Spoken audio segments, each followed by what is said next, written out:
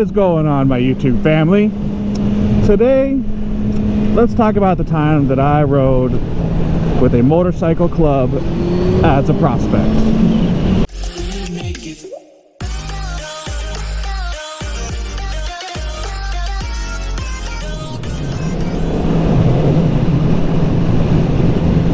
So, for those of you that don't know, in order to join a motorcycle club, you have to go through a tier of levels, right? So the first level is what's called a hang around. Hang around is just, they saw you for some reason, and I'll go through how I ended up getting up with these guys in a minute, but they saw you for some reason, they asked you to come hang around the club, ask you, if you ride, maybe you could ride in the back with them, stuff like that. That's a hang around. The second process is that they all vote on it, and they decide to make you a prospect.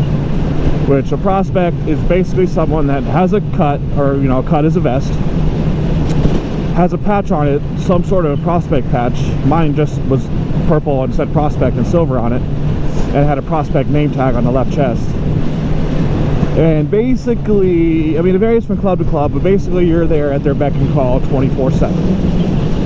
And then after a long period of that, you've kind of proven yourself that you're there for the club, then you become a full patch member. So one day I was riding along and I was actually sick and I was going to the doctor's, and this guy on a sport bike had a prospect cut on and was talking to me, at a light, and he's like, "Hey, you ever think about riding with the club?" And I was like, I've thought about it, but the opportunity's never really arisen. It's not like you can just walk up to someone and say, "Hey, I want to join your club, let me in," So he gave me the number and he's like, "Hey, give me a call and we'll set something up." I was like, "Okay."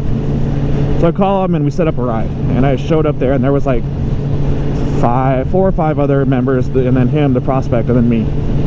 So we rode around for a while, went out to Old Spanish Trail here in town, which is way out there, and they were basically giving me the rundown. And so I rode around with them for probably 4 weeks, ish, and they sat me down and brought me into one of their meetings and was like, "Hey, we've kind of talked about this and we want to make you a prospect." I was like, "Fuck yeah, let's do it." And he's like, "Things are going to change for you when you're a prospect. It's not the same anymore." And I was like, "Okay, no problem." So I started being a prospect for them, and if you watch my last video talking about heat stroke, they are who I rode with up there. And so basically it was a lot of riding to different clubhouses here in town, and I'm not going to mention the names or anything like that out of respect for it, but we would ride to different clubhouses around town here,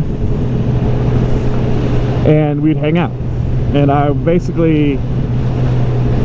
prospect job a lot of the time was to pull security for the president or vice president of said club. So you were with them the whole time, and you weren't allowed to drink, you weren't allowed to hang out, you pretty much did what you were told. And the main thing is you made sure that the president and vice president of the club were okay, they were safe. And so that's what I did. And then as it drew on, I got really tired of being told when I could ride, what time to ride, basically what I would do when I would ride and all that. And it just got to a point where they were taking time away from like my family at the time, my girlfriend and her kids, and I just wasn't feeling it anymore, man. I really wasn't. Like, it was getting to a point where it was like a chore, and I never want anything related to my motorcycle to feel like a chore or an obligation. That's when it sucks. Yeah, guy's on his fucking phone. And so I called them up, and I'll show you guys my cut, and you can see, where I had the patch on and all that stuff. So I called up the president, and I was like, "Hey, this is what I'm thinking. I think I'm going to step down." And he's like, "It's not for everybody." He's like, "I'm really sad to see you go. You would have been a really good member." And the other main thing is like, I always thought, when there was club, there'd be a lot of guys into it, like a lot of riding, a lot of people. In this particular club, there was only like 3 people that were super active, and one of them was a prospect, and I think he only did it because he had to.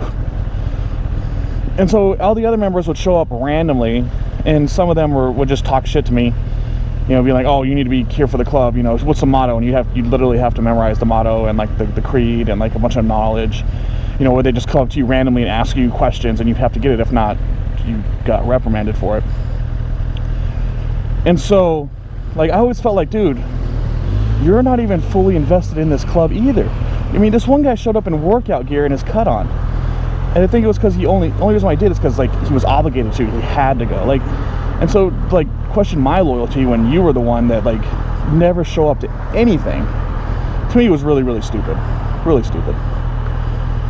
So that was another reason why I just wanted to get rid of it, you know, get out of it. So I stepped down. Didn't want to ride with them anymore. And I appreciate the experience of it, because it really was an experience. I got to hang out with a lot of what you would call brand name clubs, and I'm not going to name them, but pretty much like a major club that you were with, that you could think of in America, multiple, you know, you'd hang out with them. And some of them you didn't fuck with, you didn't talk to, but the vast majority of them were really stand-up dudes, and it was great. It was a fun time, you know. So that is the time that I rode with the club. And if you ride and you get a chance to and you want to, I mean, I'd say do it. Just know what you're getting yourself into as far as the obligation form of it. You know, you really are at their beck and call. You do what they want, essentially, for a long period of time. So, yes, sir. Well, that's enough story time for today. Make sure to tune in tomorrow. We'll do another Mr. Rogers type essay.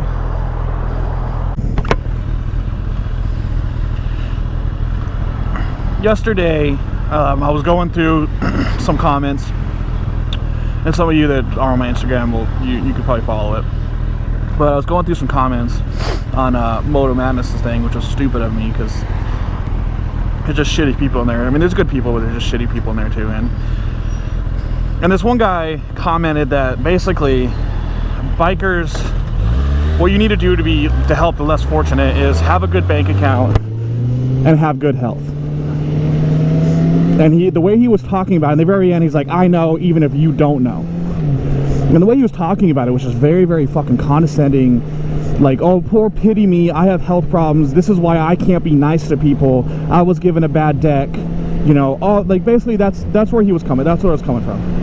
And like, it really, and I try not to be triggered by shit on the internet, you know, but it really triggered me, man. It really got to me. And I couldn't help it. Like, I was so angry at this guy for having this mentality that he had, that, oh, he has health issues and he doesn't have the most money and blah blah blah, and that's why he doesn't, you know, help people, or that's why other people won't help people, you know. And it's just like, what the fuck, you know. So I'm gonna go back and see if that guy's all good. And it's just like, dude, I have IgA nephropathy, I have chronic kidney failure. You know, there's more than likely I'm gonna have to have a kidney transplant at some point in time. You know, I still find time to help people. You know, like, if everybody in the world had your mentality of, oh, poor pity me, this is why I can't help somebody, because I have this, and this, so I'm just all about me, fuck the rest of you. This world would be so screwed, man. So screwed. And it's sad to see people like that aren't willing to give a helping hand to somebody. The other thing is, oh, don't give them money, they're going to get drugs, I'll go. And it fucking kills me, man. It kills me when you see that, because people, that mentality is what perpetuates the issues in this world. It's not hate, but it's indifference. There's no empathy, there's no compassion, there's no nothing. Because of a certain situation, and some situation in your life has jaded you so bad that you have no empathy for anybody because of a different situation. You don't know these people. You just assume that they're doing drugs. You know what I mean? Like, and you can't do that. You can't assume things about people because of your past situation. You can't. And if you're really that jaded and you're not willing to help people, then fine. Don't help people, but don't go in there and spewing your hate to other people saying, this is why I don't do it, fuck them, you shouldn't do it either. And that's the one thing that really, really gets to me, is there's just no compassion and no empathy for anybody because of a past situation. And it's bullshit. I hate it. So if there's one thing you could take away from this channel, one thing, is have a little bit of compassion, have a little bit of empathy for somebody. Don't let your past experiences ruin it. Just because you've seen other homeless people do drugs doesn't mean they're all like that. You know, it's not right. It's not right to classify everybody like that at all.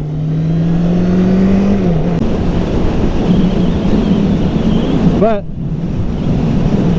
that is gonna do it for me today, peeps. I appreciate you guys tuning in. I appreciate you guys commenting. You know, there might be another live stream coming up here soon with One Only X-Ram. He was saying that he wanted to join a live stream of mine, and I think it'd be really cool if the two of us get together, if we can work it out and kind of involve you guys as well, because he's a really cool guy. Check out my Instagram, hef_520. And I do now for sure think that that's going to do it for my peeps. Hope you all have a good one. And try to show a little bit of compassion to each other. Just try.